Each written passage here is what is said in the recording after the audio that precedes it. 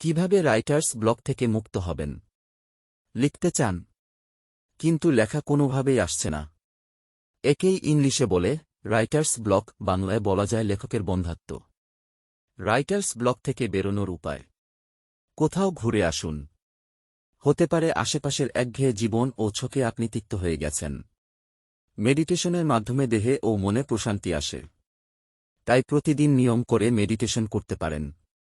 সব লেখকই লিখতে গিয়ে কোনো সময়ে ব্যর্থ হন। এটা সৃজনশীল প্রক্রিয়ার অংশ।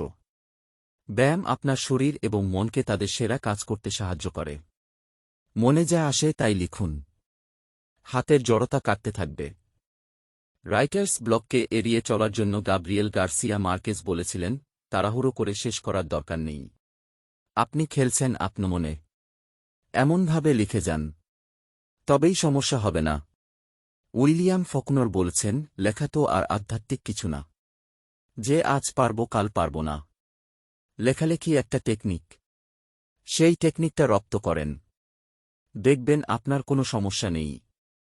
লিখতে হলে পড়ার চেয়ে ভালো পথ আর নেই। তাই পড়ুন, পড়ুন এবং আরও পড়ুন। এতে নতুন নতুন বিষয়ে লেখার আগ্রহ সৃষ্টি হবে।